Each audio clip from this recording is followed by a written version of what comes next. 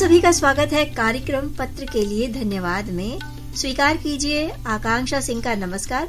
अरुण जी, आपको भी नमस्ते। श्रोताओं को अरुण पांडे का नमस्कार और आकांक्षा जी आपको भी नमस्कार। और आज वो खास दिन है, रंगों का त्योहार बिल्कुल हमारे सामने है और कल होली का त्योहार है। तो श्रोताओं को होली के अवसर पर भी हम सब आकाशवाणी परिवार की ओर से हार्दिक बधाई और शुभकामनाएं दे रहे हैं। तो इस रंगीन त्योहार के रंगों से सराबोर होने के लिए तैयार है श्रोता। बिल्कुल रंगों से सराबोर हों हमारे श्रोता, लेकिन साथ ही ध्यान रखें कि बहुत से लोग रंगों से परहेज करते हैं। त्वचा को लेकर के कई लोगों को समस्या आ जाती है, तो सूखे और आजकल तो हर्बल रंग भी उपलब्ध हैं। तो आप सूखे और इस तरह के रंगों का मतलब व्यक्ति जो खुशियों में जिस हद तक शामिल होना चाहे, कोई बाध्यता ना करें और मिलजुल कर रहें, त्योहार मनाएं, खुशियां मनाएं। इस त्योहार का यही संदेश है जी। और हम तैयार हैं अपने श्रोताओं के ईमेल पत्रों के साथ जी। ये पहला ईमेल आया है रतिनाथ त्रिपाठी जी का, कोटवा कपिलधारा सराय मोहना वाराणसी से। और इन्होंने इसमें ये भी बताया है कि प्रेजेंटली इन महाराष्ट्र। बिल्कुल, तो आप हमारे जहां भी हैं, अगर किसी रिश्ते नाते में काम से गए हैं, लेकिन वहां भी आप हमारे कार्यक्रमों से जुड़े हुए हैं और मेल भेज रहे हैं, ये बड़ी प्रशंसा की बात है और इसके लिए हम आपको खास तौर से शुक्रिया कह रहे हैं। इसी प्रकार सुनते रहें और हमसे जुड़े रहें जी। तो अपने बनारस से हजारों किलोमीटर दूर रहकर गुड मॉर्निंग बनारस, साथ ही महाशिवरात्रि के साथ ही जो अन्य कार्यक्रम प्रस्तुत किए गए वो इन्हें अच्छे लगे। कहकशा, आराधना, अंगनैया और जय भारती कार्यक्रम का इन्होंने जिक्र किया है। इसके अलावा आज इतवार है और सुगम संगीत के कार्यक्रम में महुआ बनर्जी सहित अन्य कलाकारों की प्रस्तुति भी सराहनीय लगी। बिल्कुल, यानी आप गए हैं जहां पर, वहां पर भी आप दिन भर हमारे कार्यक्रमों को सुन रहे हैं। और अब तो जैसे आप चलते फिरते घूमते हुए भी मोबाइल ऐप पर जब भी समय मिले कार्यक्रमों को आप देश की दुनिया के किसी भी कोने में हो, आप न्यूज ऑन एआईआर ऐप पर हमारे प्रसारण सुन सकते हैं। और आपने सुना और कार्यक्रम आपको पसंद आए, आपकी बधाई इन तमाम कार्यक्रमों के प्रस्तुतकर्ता तक पहुंच रही है। बिल्कुल, ये यही कह रहे हैं कि कार्यक्रम ऑनलाइन सुनना बहुत ही आनंद देता है, शब्दों में ये बयान नहीं कर सकते। बिल्कुल, दूरियां कम हो जाती हैं और अपने शहर से जब व्यक्ति दूर होता है तो यहाँ के जो हमारे कार्यक्रम है वो एक ऐसा जरिया बनते हैं जो आपको अपने जनपद से, जहाँ के आप रहने वाले हैं, वहां से, वहां की यादों से जोड़े रहते हैं हमारे कार्यक्रम आपको। इन्होंने 5 मार्च के दिन प्रसारित कार्यक्रम कुछ बातें कुछ गीत का जिक्र किया है जो केंद्रित था महाशिवरात्रि पर। जानकारी के साथ ही शिव भजन बजाए गए। ये कार्यक्रम इन्हें बेहद पसंद आया। इसके अलावा आज इतवार है, इसके अंतर्गत नाटक हड़ताल प्रस्तुत किया गया था जो सामाजिक संदेश देने वाला था और गुदगुदा भी गया। बहुत ही उद्देश्यपूर्ण नाटक था ये। धन्यवाद के साथ इन्होंने एक ही कलाकार कार्यक्रम का जिक्र किया है जो केंद्रित था संगीतकार जोड़ी नदीम श्रवण पर। प्रस्तुति बेहद सराहनीय लगी। और एक ही फिल्म में विश्व महिला दिवस के अवसर पर नीरजा फिल्म पर केंद्रित कार्यक्रम जो प्रस्तुत किया गया था वो भी बेहतरीन था।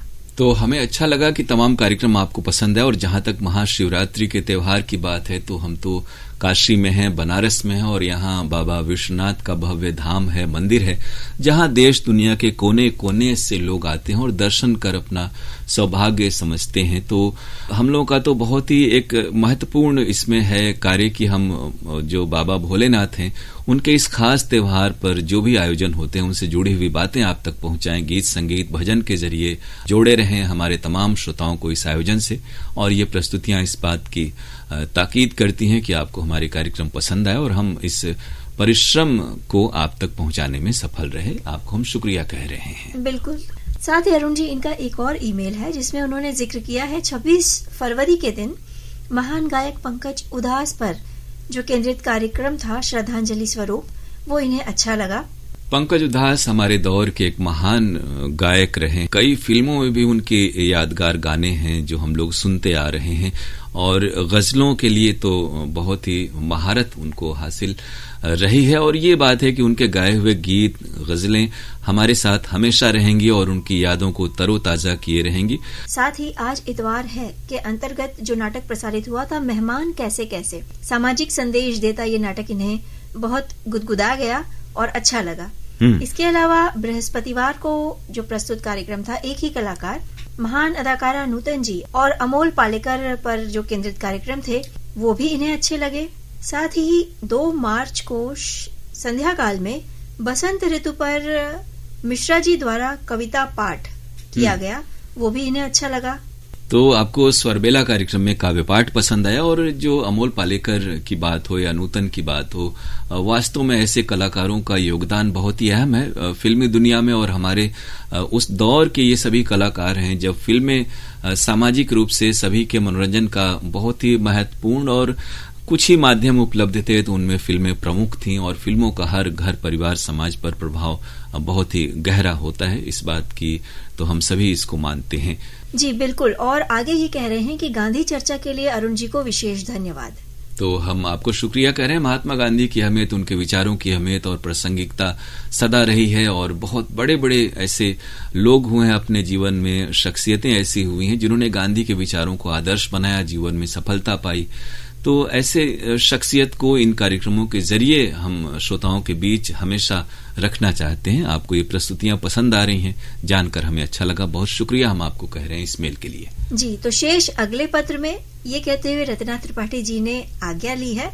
तो धन्यवाद के साथ अगला जो ईमेल है ये नीरजा त्रिपाठी, इनके साथ आर्या त्रिपाठी जी का है, बाघहाड़ा सोनारपुरा वाराणसी से। कह रहे हैं कि इधर कुछ दिनों में प्रस्तुत शास्त्रीय संगीत के कार्यक्रम में सितार वादन, बांसुरी वादन, गायन और गिटार वादन बहुत ही सराहनीय था। इसके अलावा कुछ बातें, कुछ गीत इस कार्यक्रम में जो गीत प्रस्तुत किए गए वे भी अच्छे लगे। अच्छी जानकारी के साथ मधुर गीत सुनवाए गए। प्रस्तुता को धन्यवाद। गुड मॉर्निंग बनारस का जिक्र किया है इन्होंने। साथ ही ये एक गुजारिश कर रहे हैं कि शनिवार और मंगलवार को दोपहर 2:30 पर एक दिन नाटक और एक दिन शास्त्रीय संगीत पर आधारित कार्यक्रम फिर से शुरू किया जाए। दोनों ही दिन कोई अच्छा कार्यक्रम नहीं है। बिल्कुल, हमें तो ऐसा नहीं लगता। और एक पिछले भी कार्यक्रम में श्रोता ने ऐसा जिक्र किया था। जहां तक नाटक की बात है, यानी फुल फ्लेज 30 मिनट के नाटक की, तो वो हम हफ्ते में आपको रात के समय में आपको सुनवाते हैं। तो जो रात्रिकालीन नाटक का चंक है उसे सुने। और शनिवार को तो हमारे यहाँ हेलो फोन इन फरमाइश कार्यक्रम है जो बहुत ही लोकप्रिय है। और दिन भर तो बाकी कार्यक्रम आपको 11 बजे जैसे कहकशां होता है। और जहां तक शास्त्रीय संगीत की बात आपने कही तो वो भी है शनिवार को भी 12:45 बजे से, जैसे रोज होता है वैसे वो शनिवार को भी है। तो वो कार्यक्रम भी आप सुना करें। खासतौर से ये कहें, कई श्रोता कार्यक्रम जिसके बारे में अगर जानकारी चाहते हैं तो सुबह 6:50 पर, दिन में 1 बजे और फिर शाम को 6:05 पर कार्यक्रम विवरण हमारे यहाँ से प्रसारित होते हैं। अगर आप थोड़ा सा समय निकाल करके कार्यक्रम विवरण सुन लेंगे तो आपको अगले दिन के और उस दिन के सारे कार्यक्रमों की जानकारी मिल जाएगी। फिर आप अपनी पसंद के कार्यक्रम सुन पाएंगे समय से। और फिर इस तरह की शिकायतें जो हैं वो आपकी नहीं रहेंगी। जी, कार्यक्रम गृहलक्ष्मी में जो नाटक सुनवाया जाता है बहुत ही अच्छा लगता है, ये कहकर इन्होंने अपना पत्र यहीं समाप्त किया है। तो गृहलक्ष्मी कार्यक्रम में भी कभी कभी हम लोग प्रहसन, झलकी और छोटे जो नाटक होते हैं वो सुनवाते हैं। ऐसी प्रस्तुतियां आपको पसंद आती हैं जो समसामयिक होती हैं। आपकी बधाई कार्यक्रम प्रस्तुताओं तक पहुंच रही है। बिल्कुल, धन्यवाद इन्हें देते हैं। और अगले ईमेल की ओर बढ़ते हैं जी, जो आया है नागपुर महाराष्ट्र से कमल साहनी जी का। कह रहे हैं कि आकाशवाणी वाराणसी के सभी फरमाइशी प्रोग्राम बेहद शानदार होते हैं और उसे सफल बनाने में आपके जो प्रस्तोता हैं उनकी मेहनत होती है। अगर कोई श्रोता कहता है कि हमारे ईमेल या मैसेज शामिल नहीं होते तो उसका कारण श्रोता खुद होते हैं। कुछ श्रोता अलग अलग आईडी या नंबर से कई बार मेल या मैसेज या अपना नाम भेजते रहते हैं। बिल्कुल आपने सही कहा। और कुछ श्रोता जिनका जिक्र आपने किया है वो ऐसे भी हैं कि 2-3 नाम जोड़ देते हैं और वो कई नाम होते हैं। हमें भी प्रथम दृष्टया लगता है कि वो सही नाम नहीं है। तो इस कार्यक्रम के जरिए भी तमाम श्रोताओं को कहेंगे कि वो जो कार्यक्रम का समय होता है, खासतौर से व्हाट्सएप या ईमेल या खतों वाला, तो बहुत ही महत्वपूर्ण है। हम खुद चाहते हैं हम लोग कि आपको गाने भी पूरे सुनवाए जाएं, नाम भी आपके सही सही पूरे पढ़े जाएं। लेकिन इसके लिए आप लोगों से थोड़ा सा सहयोग ये अपेक्षित है कि एक फरमाइश में 2-4 नाम ही भेजें और सही सही वास्तविक नाम भेजें। पुकार के नाम, दुकान, प्रतिष्ठान या श्रोता क्लबों के नाम न लिखें, वो हम शामिल नहीं करते। और कोई भी विशेष जो आप उल्लेख करते हैं संबोधन में, वो संबोधन न लिखें तो कार्यक्रम और भी अच्छा हो पाएगा। और आपको कई कार्यक्रमों का जिनका आपने जिक्र किया कमल जी, वो आपको पसंद आए। हम आपको शुक्रिया कह रहे हैं। कार्यक्रमों से जुड़े रहें और मेल भी हमें भेजते रहें। और अगला जो ईमेल है अरुण जी, इसमें है एक शिकायत। हमारे जो श्रोता हैं सुरेश जायसवाल, उनके साथ उर्मिला, दीपक और स्वाति जायसवाल, जमानिया जिला गाजीपुर से।